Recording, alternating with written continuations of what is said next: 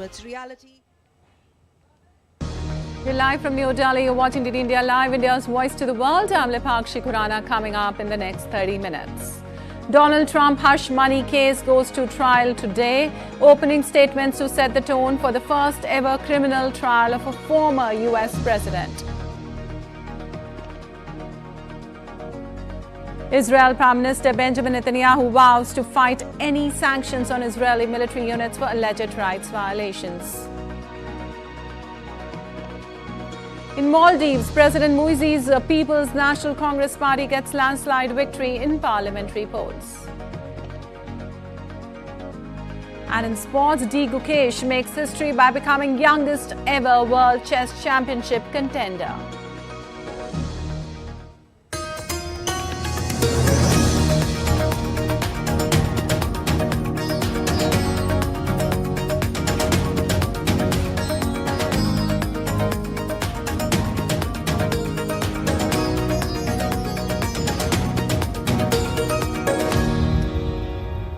Well, on to the details now. Opening arguments are set to start on Monday at the New York trial of Donald Trump, the first criminal case ever brought against a former U.S. president. In addressing the 12-member jury, prosecutors are likely to allege that Trump schemed in 2016, just ahead of a successful White House campaign, to hide hush money payments to two women to cover up their claims of alleged extramarital affairs with him. The trial could either help or hurt his re-election bid, as U.S. correspondent Nick Harper reports for more.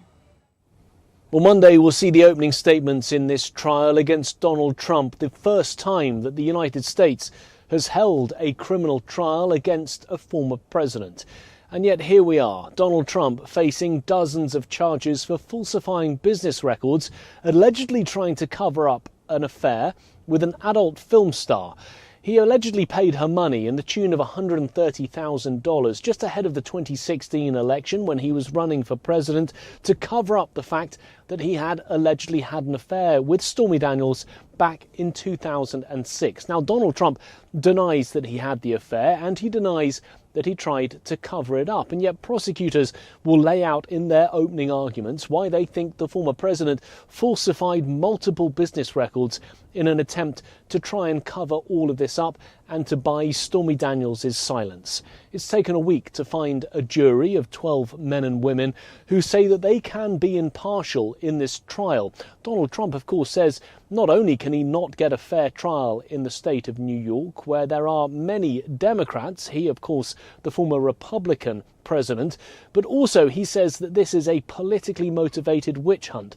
The Democrats going after him because he says they don't want to see him again in the White House. He's running for re-election at this time.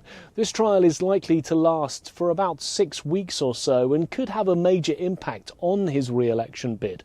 There is, of course, the chance that this will electrify his base, providing an opportunity for them to rally behind the former president to show their support. But of course, if he's convicted, it could turn off many undecided voters who may decide that they do not want to have a convicted criminal as someone in the White House. It will be a fascinating trial that's likely to have many twists and turns and many developments along the way. Nick Harper in Washington, reporting for DD India. And Israel's Benjamin Netanyahu has vowed to reject any sanctions on the country's military. Netanyahu said he would fight against sanctions being imposed on any Israeli military units for alleged rights violations after media reports said Washington was planning such a step. I will fiercely defend the IDF, our army and our fighters.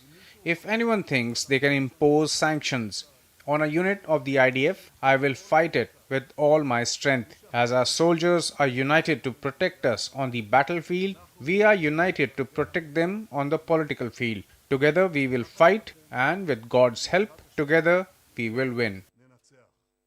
And in Maldives, People's National Congress won 66 of the first 86 seats declared, according to the Election Commission of Maldives.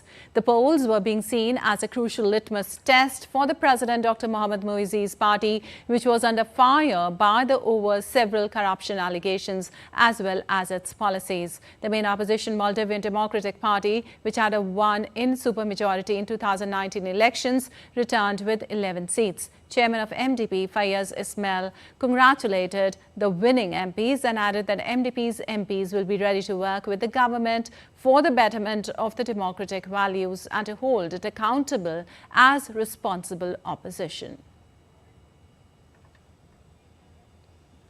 Well, Russian President Vladimir Putin is expected to meet with his Azerbaijan counterpart Ilham Aliyev in Moscow on Monday. This meeting comes shortly after Russia began withdrawing its peacekeepers from the Karabakh region. DD India's Dasha Chernyshyova reports for more from Moscow. Kremlin says presidents of Russia and Azerbaijan, Vladimir Putin and Ilham Aliyev, will discuss key issues of bilateral relations, further development of strategic partnership and exchange views over the regional situation. Aliyev's visit to Moscow comes after the Kremlin confirmed that Russian peacekeepers had begun their withdrawal from Nagorno-Karabakh.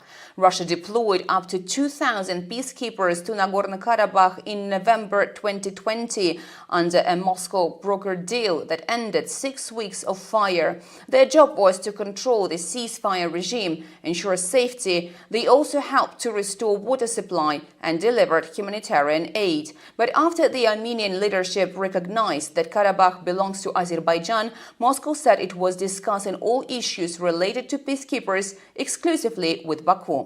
Talks between the presidents of Russia and Azerbaijan also come as Moscow's ties with Yerevan have strained, with Armenia embarking on what experts describe as a pro-Western course.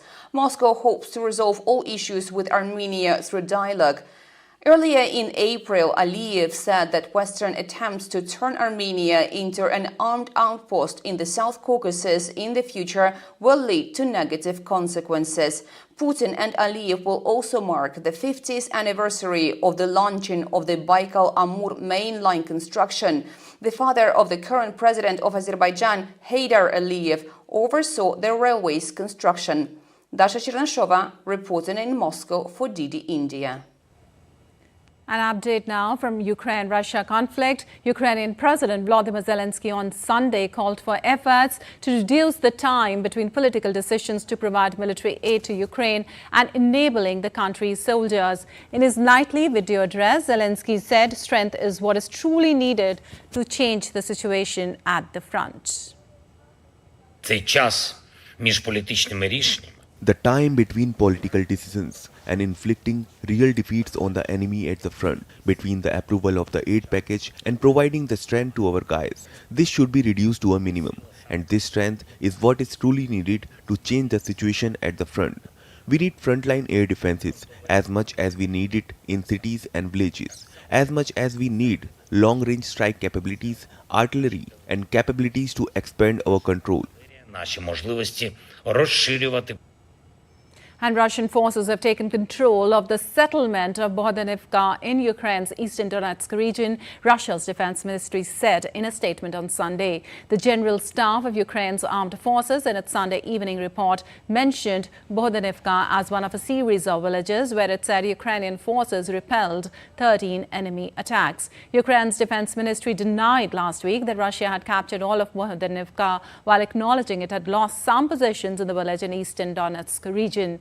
Bakhmut was captured by Russian troops in May 2023 after months of fierce fighting that leveled what was once a city of about 70,000. And Ukraine's military said on Sunday it had struck and damaged a long-serving Russian rescue vessel in Sevastopol, the headquarters in occupied Crimea of Moscow's Black Sea Fleet.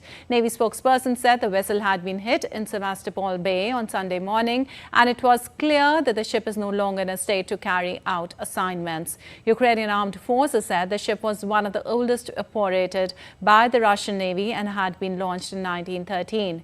Ukrainian President Volodymyr Zelensky has pointed to the military's success in attacking and containing Russia's Crimea-based fleet in the nearly 26-month-old war against Russia. Crimea was seized and annexed by Russia in 2014.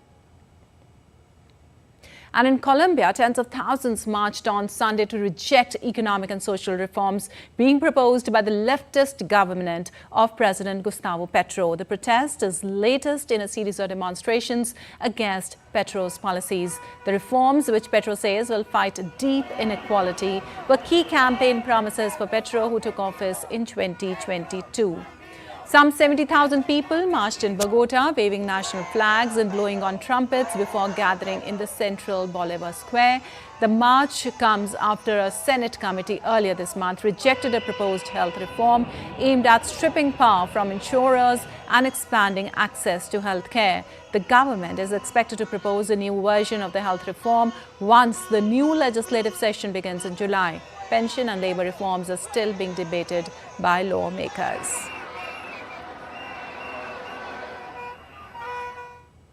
And Ecuador's President Daniel Noboa has won significant voter support for a raft of security measures he says will help him fight sharply increased crime. A quick vote tally by the National Electoral Council showed on Sunday. The quick count by the Electoral Council showed between 60% and 73% backing for the security-focused measures, including tougher gun controls in areas close to prisons, no parole for crimes like kidnapping or terrorism financing, among others, and the military being able to use confiscated weapons. Ecuadorian prison director Cosme Damian Peral's merchant was killed on Sunday. Peral's death came on the same day of the country voted. Early in January, violence in Ecuador captured world attention when gunmen stormed a live television broadcast and scores of prison staff were taken hostage. The referendum measures are economic changes Noboa wants to make, such as allowing workers to be contracted by the hour, which opponents say will benefit the rich and international companies. Noboa, who took office in November, is expected to seek re-election in 2025. Well, nearly 17,000 Filipino and American troops will begin a 3-week joint combat training exercise in the Philippines on Monday, involving maritime drills in the South China Sea, where Manila and Beijing have sparred over maritime borders. France and Australia will join the maritime exercises to be conducted for the first time outside Philippine territorial waters. The annual Balikatan drills, which will run from April 22nd to May 10th, come amid an escalating diplomatic row and maritime encounters between the Philippines and China. During joint exercises, U.S. troops and their Manila counterparts will simulate retaking enemy-occupied islands in the northernmost islands of the country close to Taiwan and in western Palawan province facing the South China Sea. And today, Earth Day is being marked across the globe on April 22nd to support environmental conservation efforts. Celebrated annually, this significant day engages around 1 billion people worldwide in activities that address the climate crisis and encourages behavioral change to preserve the environment. This year, the theme of the Earth Day 2024 is Planet versus Plastics, which calls to advocate for widespread awareness on the health risk of plastics, rapidly phasing out all single-use plastics. Celebrating Earth Day, search engine Google used breathtaking aerial views to showcase Earth's natural wonders and rich biodiversity. This served as a reminder of the importance of safeguarding these treasures for those who come after us. Well, Hong Kong's ban on single-use plastics takes effect today, marking the Earth Day. Hong Kong will launch the first phase that prohibits the sale and distribution of single-use plastics, including straws, cutlery and styrofoam food containers. The second phase, starting in 2025, will ban single-use plastic cups and boxes for takeaway services. And now let's take a look at other stories making news around the world.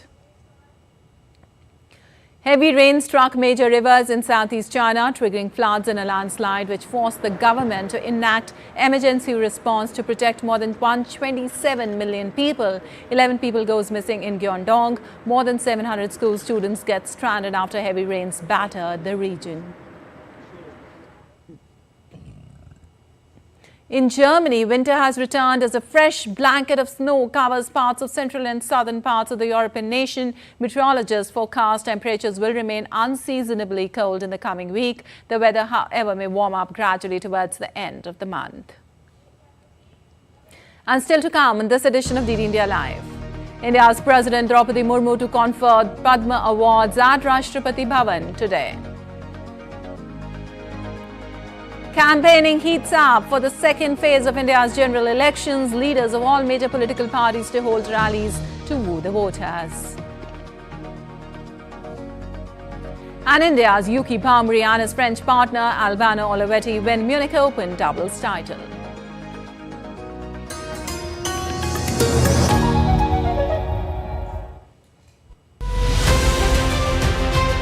As the action shifts to the second phase of general elections, Team Poll Pulse has arrived in the coastal state of Kerala. Thiruvananthapuram is witnessing a blockbuster contest.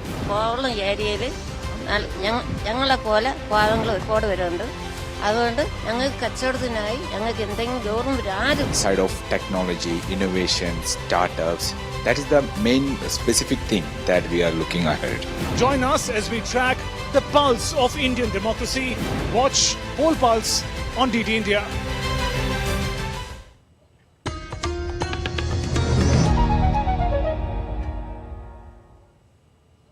Welcome back. You're watching DD India Live. I'm Lipakshi Khurana, and moving on. President of India Draupadi Murmu will present the Padma Awards at the civil investiture ceremony at Rashtrapati Bhavan in national capital today. President Murmu will confer 5 Padma Vibhushan, 17 Padma Bhushan and 110 Padma Shri awards. 30 of the awardees are women. President Murmu will confer Padma Vibhushan on former Vice President M. Venkaiah Naidu and Bharatnatyam dancer Dr. Padma Subramaniam. Padma Vibhushan award will be given to Bindeshwar Pathak posthumously.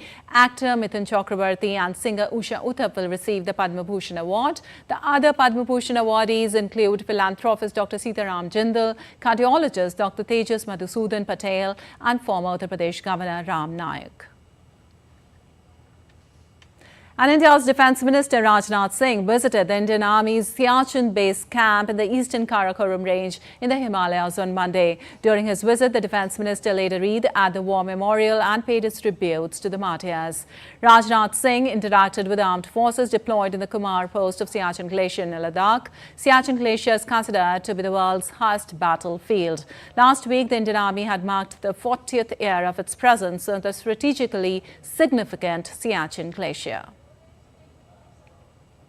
साथियों, सियाचिन की धरती यह कोई सामान्य धरती नहीं है। यह भारतीय राष्ट्रीय संप्रभुता और दृढ़ता का एक मूर्त प्रतीक है। यह हमारे नेशनल डिटर्मिनेशन को रिप्रेजेंट करता है। हम जानते हैं कि हमारी राजनीतिक राजधानी दिल्ली है, हमारी आर्थिक राजधानी मुंबई है और हमारा टेक्नोलॉजिकल कैपिटल या जिसे प्रौद्योगिकी संस्थान कहते हैं वह बेंगलुरु है। जिस तरह ये सभी जगह हमारी अलग अलग राजधानियां हैं, उसी तरह हमारे भारतीयों की वीरता और शौर्य की राजधानी सियाचिन है। Well, now let's get you the latest on the world's largest democratic election in India.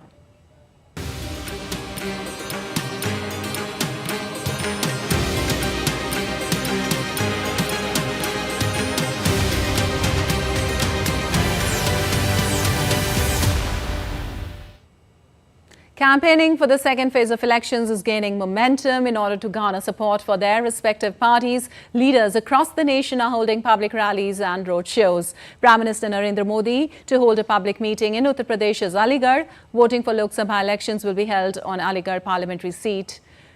Indian Home Minister and senior party leader Amit Shah is in country's central Indian state of Chhattisgarh in Kanker, where he is holding public rallies.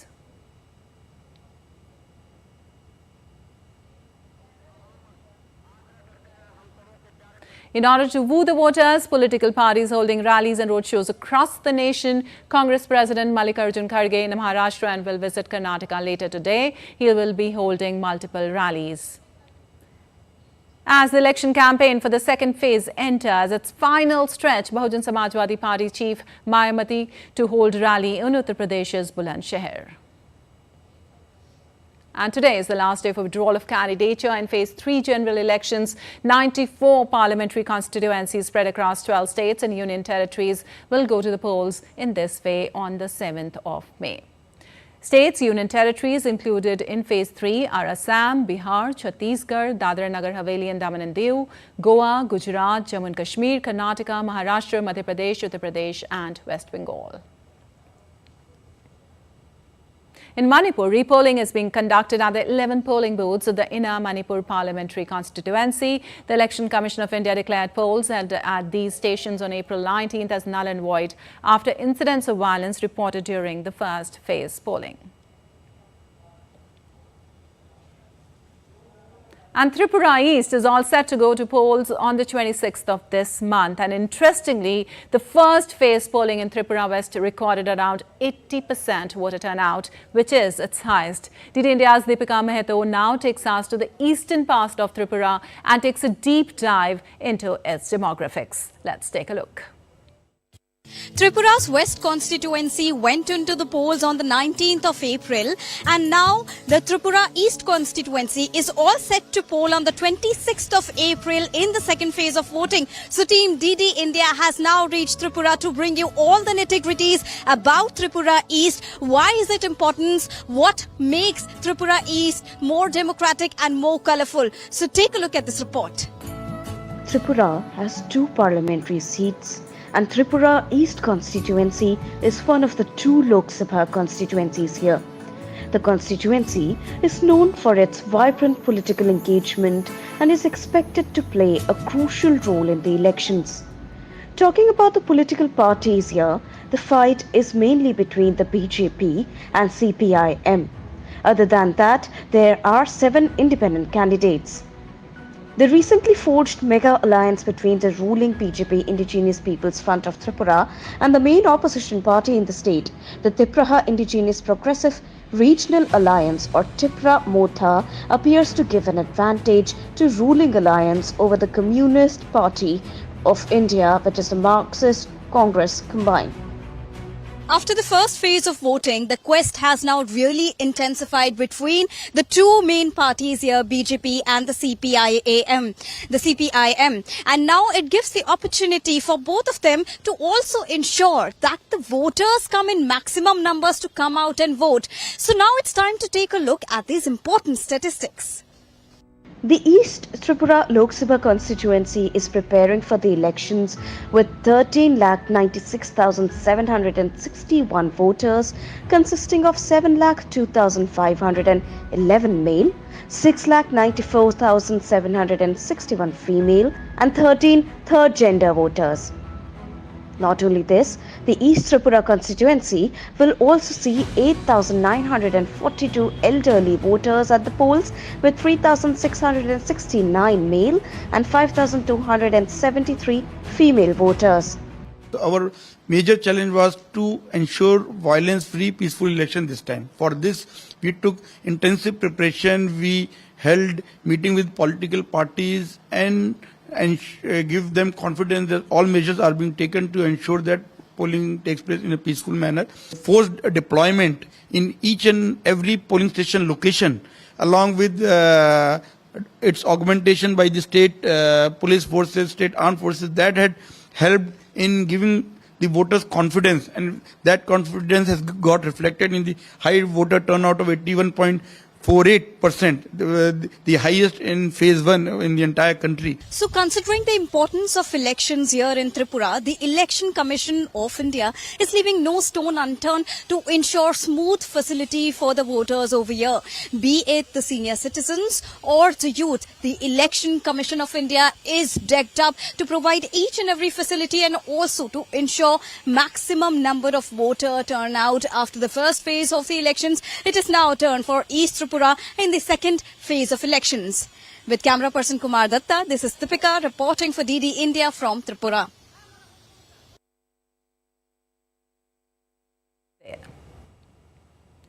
Parts of India reeled under severe heat wave on Sunday as the regions, especially the eastern states, witnessed hotter than usual day and night at the onset of summer season. Indian Weather Office has issued heat wave alerts in several eastern states, warning locals to take precautions to prevent heat stroke. India's Minister of Health and Family Welfare, Mansukh Mandaviya, participated in a cycle rally in India's Porbandar to mark the occasion of 54th World Health Day. Empowering the importance of awareness to save and protect ecosystem, the Indian Minister Mandaviya highlighted essential it is to save Earth for the coming generations. And on to sports news now. Indian chess prodigy Gukesh scripted history by becoming the youngest ever champion of fight candidates tournament. Gukesh scored a draw against Hikaru Nakamura with black pieces in round 14 to ensure his title win. He has become the second Indian to qualify for a World Championship final after Vishwanathan Anand. The 17-year-old has qualified for the World Championship final where he will face China's Ding Liren. He's become the first teenager to reach the summit clash of chess biggest prize. The Indian teenager won 5 games and lost 1 game on the way to a historic title win. Also, Gukesh said his next goal is to excel at the World Chess Championship. He also thanked Indian Grandmaster Vishwanathan Anand for his support and guidance. The next goal is obviously the big thing is the World Championship. I'm just planning to do my absolute best, try to do the right things and be at the ideal shape required to play good chess. And yeah, hopefully things will go my way. Rishi sir has been a huge support throughout my career. I mean, he has not only been an inspiration, a role model, but also, I mean, he has supported me and a lot of youngsters in India personally. He created the Westbridge Anand Chess Academy together with Westbridge, and it has been a huge base for youngsters to improve their games. And I benefited a lot from working with them, interacting with them. So I can't be more thankful to Vishes. All right, Indian tennis star Yuki Bhamri and his doubles partner Albano Olivetti have emerged as the champion at ATP Munich Open on Sunday. The Indo-French unseeded pair showcased their prowess on the court by defeating Andreas Mies and Jan-Lennart Struff in the final with a resounding scoreline of 7-6, 7-6. For Bhamri, this victory marks a significant milestone, securing his second ATP title, while for Olivetti, it's a maiden triumph alongside his partner. Yuki Bhamri rose to his career best ranking of 56 in the doubles. This victory will further strengthen Yuki's chance of qualifying for the Paris Olympics in doubles. Well, that's all for this edition of DD India Live, but let us know your thoughts on the news of the day. For those on the go, you can get all the latest news and updates from India and across the world on the DD India mobile app. The app is available on both Android and iOS platforms. Scan the QR code on the screen to download now. We'll be back with more news as it breaks here on DD India. I'm Lipakshi Khurana from all of us here in Delhi. Thanks for watching DD India Live.